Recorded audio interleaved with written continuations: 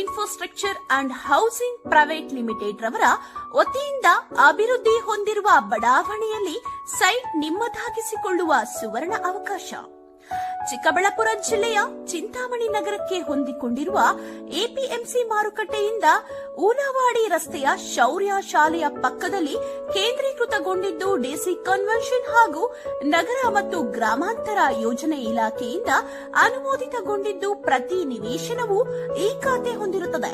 ನಮ್ಮಲ್ಲಿ 40-50, 40-60, 30-50, 30-40 ಅಳತೆಗಳು ಹೊಂದಿರುತ್ತದೆ ಹಾಗೂ ಪ್ರತಿಯೊಂದು ಸೈಟ್ಗಳಿಗೂ black top roads 40 feet, 30 feet, ಮಳೆ ನೀರು ಹರಿಯುವ ಚರಂಡಿ ಒಳಚರಂಡಿ ವ್ಯವಸ್ಥೆ, ಉತ್ತಮ ನೀರಿನ ಸೌಲಭ್ಯ, ಬೀದಿ ದೀಪಗಳು, ಉದ್ಯಾನವನ, over head water tank, children play area, green park, club house, swimming pool, indoor ಮತ್ತು ಔಟ್ಡೋರ್ ಗೇಮ್ಸ್, 24 ಗಂಟೆ ಸೆಕ್ಯೂರಿಟಿ ವ್ಯವಸ್ಥೆ, ಸಿಸಿಟಿವಿ ವ್ಯವಸ್ಥೆ, ಸೇವೆಗೆ ಟ್ರೀಟ್ಮೆಂಟ್ ಪ್ಲಾಂಟ್, ಅಲಂಕಾರಿಕ ಗಿಡಗಳು ಉಳ್ಳ ಸೈಟುಗಳ ಮಾರಾಟ ಆರಂಭವಾಗಿದ್ದು ಈಗಲೇ ಸೈಟ್ ಖರೀದಿಸಿ ಮಾಡಲು ಸಂಪರ್ಕಿಸಿ. ಜಗದೀಶ್ ಮೊಬೈಲ್ ಸಂಖ್ಯೆ 9845219259. ಮಂಜು ಹೂಳವಾಡಿ 9164448762. ಶ್ರೀನಿವಾಸ 9448.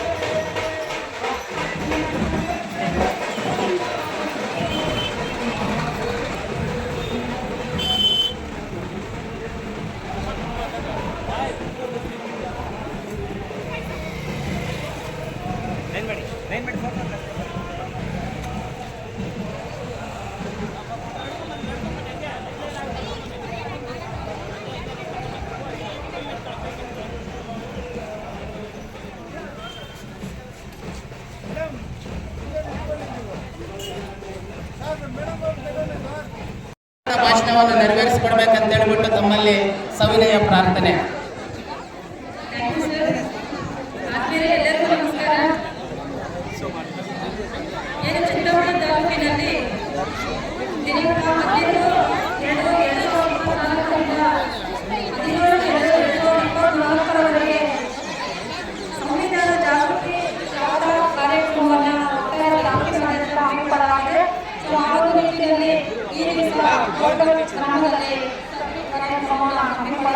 ನಾಗರಾಜ್ ಸರ್ ಇಲ್ಲಿ ಸರ್ ಇಲ್ಲಿ ಕುತ್ಕೊಳ್ಳಿ.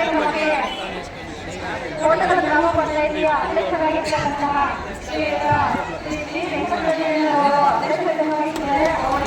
ಕಾರ್ಯಕ್ರಮದ ಪರವಾಗಿ ಆರ್ಥಿಕವಾದ ಸ್ವಾಗತವನ್ನು ಬಯಸ್ತಾ ಇದ್ದೇನೆ.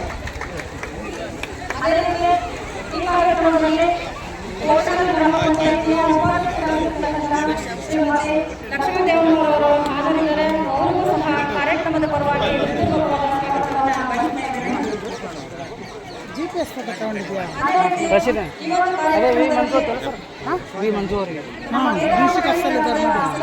ಅಲ್ಲ ಗ್ರೂಪಲ್ಲಿ ಇದ್ದಾರೆ ಅವ್ರು ಗ್ರೂಪ್ ಅಂತ ಹಾಕು ಫೋನ್ ಹಚ್ಚಿರ್ತಾರೆ ಅವರು. ಹಾಕಿದ್ರೆ ಚೆನ್ನಾಗಿದ್ದು ಹಾಕಪ್ಪ, ಜಾಸ್ತಿ ಹಾಕ್ಬಿಡೋದು. ಸ್ವಾಗತಕ್ಕೆ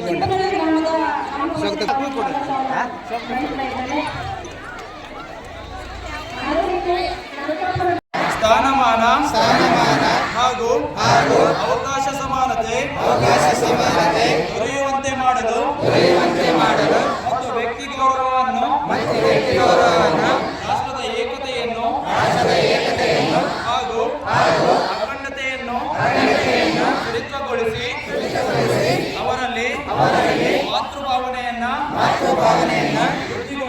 ವೃದ್ಧಿಗೊಳಿಸಲು ಶ್ರದ್ಧಾಪೂರ್ವಕ ಸಂಕಲ್ಪ ಮಾಡಿದವರಾಗಿ ನಮ್ಮ ಸಂವಿಧಾನ ಸಭೆಯಲ್ಲಿ 1949ನೇ ಇಸವಿಯ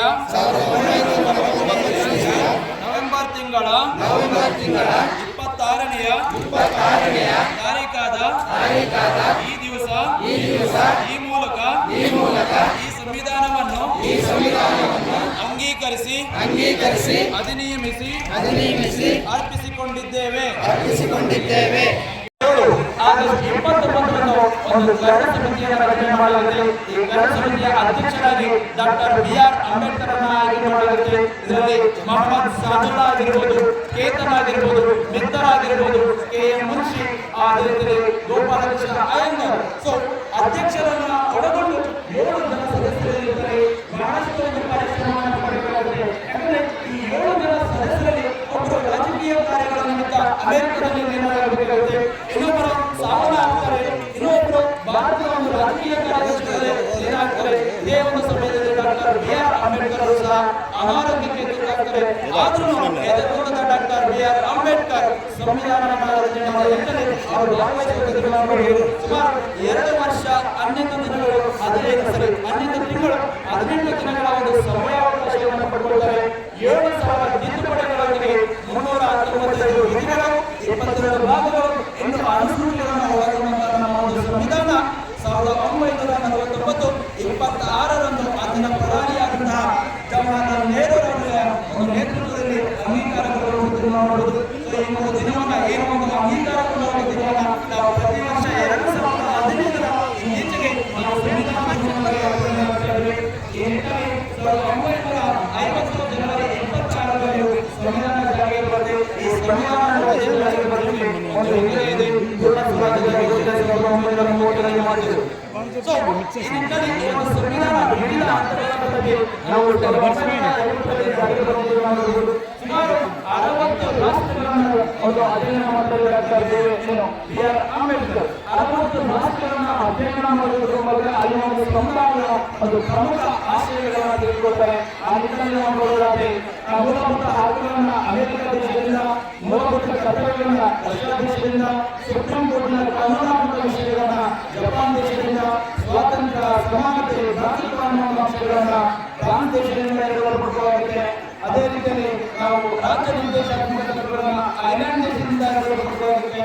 ಅದೇ ರೀತಿಯಲ್ಲಿ ಕೇಂದ್ರ ಮತ್ತು ರಾಜ್ಯ ಸರ್ಕಾರದ ಅಧಿಕಾರ ಕಾರ್ಯಗಳ ಬಗ್ಗೆ ನಾವು ಕೆನಡಾ ದೇಶದಿಂದ ಪಡೆದುಕೊಳ್ಳುತ್ತೇವೆ. ಇದು ಅಲ್ಲದೆ 1909ರ ಮಿಂಡೋಮಾನಿ ಸುಧಾರಣಾ ಕಾಯ್ದೆ ಆಗಿರಬಹುದು, 1919ರ ಸ್ಟೆಮ್ಸ್ಬರ್ಗ್ ಸುಧಾರಣಾ ಕಾಯ್ದೆ ಆಗಿರಬಹುದು, 1935ರ ಭಾರತ ಸರ್ಕಾರ ಕಾಯ್ದೆ, ಈ ಎಲ್ಲ ಅಂಶಗಳನ್ನು ಮುಖ್ಯವಾಗಿ ತೆಗೆದುಕೊಳ್ಳಲಾಗಿದೆ. ಅದಕ್ಕೆ 1935ರ ಭಾರತ ಸರ್ಕಾರ ಕಾಯ್ದೆ ನಾವು ಸಂವಿಧಾನದ ಕರಡೆ ಅಂದರೆ ತಪ್ಪಾಗಲಾರದು. ಸೊ ಈ ನಿಟ್ಟಿನಲ್ಲಿ ಒಂದು ಸಂವಿಧಾನ ರಚನೆ ಆಗಿರುವುದು ನೋಡಬಹುದು. ಯಾಕಂದ್ರೆ ಭಾರತ